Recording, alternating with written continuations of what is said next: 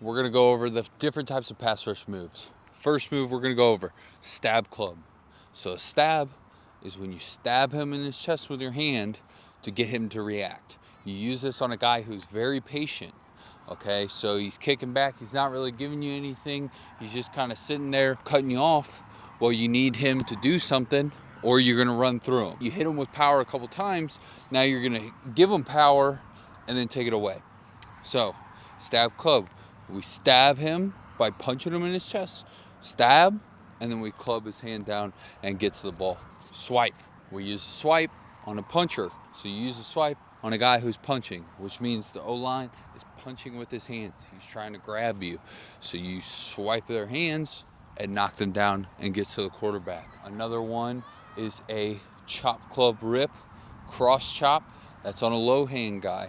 So chop club rip is you're chopping their hands down, right? Chop, club, you club with your outside arm. So chop, club, rip. We're chopping their hands down, clubbing it by, ripping through. Swipe. Swipe is two hands and we're knocking their hand down. Two hands, knocking their hand down. That's a swipe. And then a jab step, club arm over, jab step in, club, get through. If you're a taller guy, you're gonna swim move with it, you're gonna go arm over. If you're a shorter guy, you're gonna rip underneath. It's just based on how you're built, really, because if you're above the offensive lineman, you're going to want to arm over. If you're below him, you rip. But the big key to pass rush, once told to me by the karate man himself, Blaze Winter, the big key to pass rush, or just D-line in general, if the offensive lineman is aggressive, then we hit him with finesse. If they are passive, then we're aggressive. You always want to do the opposite. It's like the same in martial arts. Whatever they're doing, you do the opposite. You don't fight force with force. The only time we fight force with force is in the run game. And even then, if he's super aggressive, you just pull him real fast and throw him on his face. Again, you obviously have the bull rushes. That's when they're super passive and waiting back and you bull them, okay? But we bull half man. So you never want to be right down the middle. You want to bull on half of the man. So you still work an edge. I bull rush outside. This hand's down the middle. This hand's on the upper pec of the right hand side, whichever way I'm trying to go, and I turn them and pull them through. Another thing with a bull rush, right? If you could just run through his outside, that's good, okay? Just bull right through, get through, rip, get off. But sometimes when you're bulling, you want to escape inside. And I saw Aaron Donald talk about this. Well, you want to push with this outside arm and then pull with this inside and kind of ricochet his body, uses momentum against him. Because when you're pushing on that outside arm, he's going to lean heavy into that outside arm, and then you use that momentum against him, rip off and get to the ball. So if you hit a long arm on a guy, which is a power move, speed to power, then a stab club is a counter to where you're faking the power and then clubbing off and getting to the ball. So a lot of it is just chess. We're playing chess out here. So whatever, you got to set your moves up.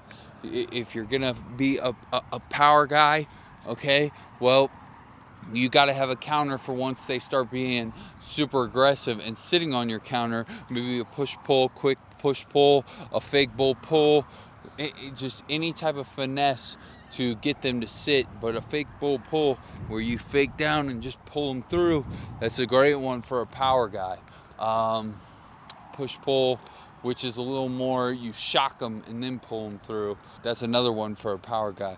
But off of a long arm, which a long arm, we already went over that one, a long arm stab club is a great finesse move if you're a long arm guy. Vice versa, if you're a finesse guy, you have to have your speed to powers, you have to have your bull rush. You got to be able to bring the thunder every once in a while to keep them honest, or else they'll just shut down whatever one-sided event that you're on. This is why you have to know what type of guy you're going against, right? Offensive line looks you're gonna get a puncher, two-hand puncher. You're gonna get a rapper, which is guys that come from the outside. This is what they teach nowadays. So let you get into them, and then they grab the outside of your shoulder pads. Is it holding? Maybe. Does holding get called at any level besides the NFL? No. So they do it, okay? So on a rapper, it's chop club. You want to trap their hands down because their hands are down here coming out to in, right? So we want to chop their hand down and get through, because if you swipe on a guy when his hand's here, you swipe here in front of their chest, there's nothing to swipe because he's not punching. So the higher levels you go, you have to know the type of offensive lineman you're going against, what type of hands he does. Is he a short setter? Is he a deep setter? You have to know these things, and you learn that from watching film. You have to have an arsenal to do these moves on the guys that you're going against. Punchers, swipe. Wrappers, trap their arms down, chop, club, rip. Jab, step, club, that's when, you know, you fake inside. So if you hit an inside move, like you set it up on a swim, or you went inside off like just 2 steps up the field, inside move, you fake the inside move, come back out, knock their hands down. You can really do that on any type of setter. But like I said, the big key is if they're passive, we're aggressive. If they're aggressive, then we're finesse. So you got to counter what they're doing in the pass rush game.